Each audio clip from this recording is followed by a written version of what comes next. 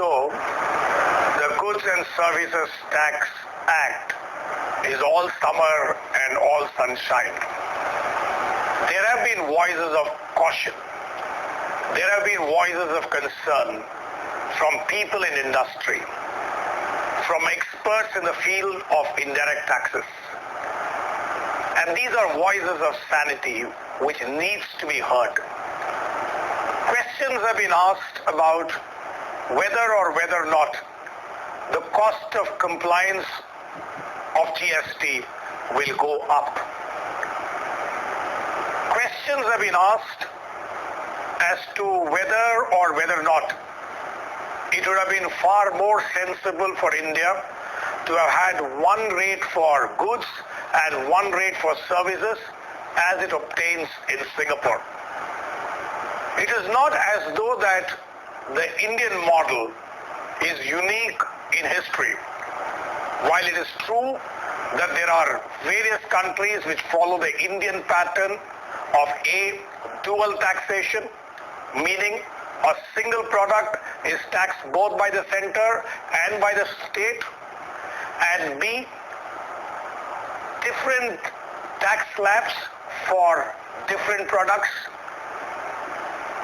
Many raise the question, fundamental question, that this is likely to create a lot of misgiving, a lot of confusion, and could actually end up throwing in more litigation into the firework. There would be different rates for different products. So obviously it means you're going to have some classification problems, which we have seen earlier in customs, we have seen earlier in excise. But there again, there is going to be other hurdles, like for example, cars and vehicles, let's say.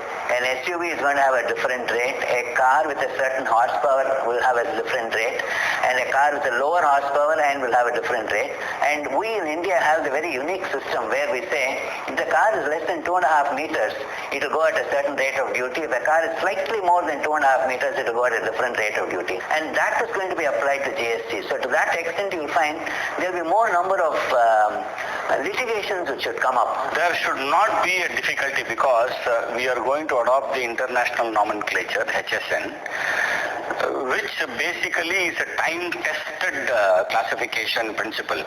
So there should not be a classification dispute unless and until we deliberately disturb those classifications which are internationally accepted. GST Council has no mandatory powers. They can only advisory powers, they can only advise the state government, and I still believe the state government need not follow what the GST Council says. I'm saying this with a little bit of hesitation for one reason.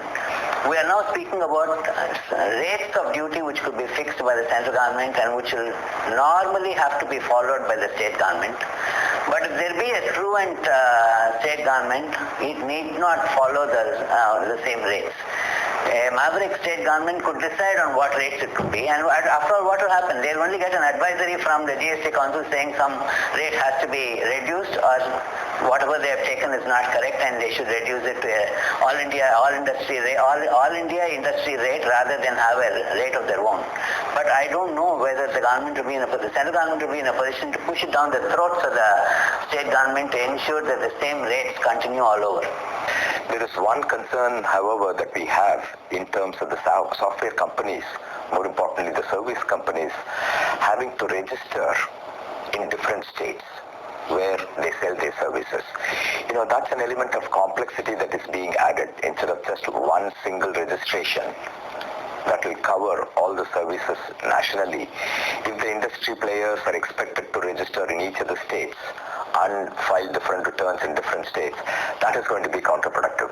It's not just the software industry that's impacted by that, there are others also will be impacted by that. Hopefully there will be a resolution of that.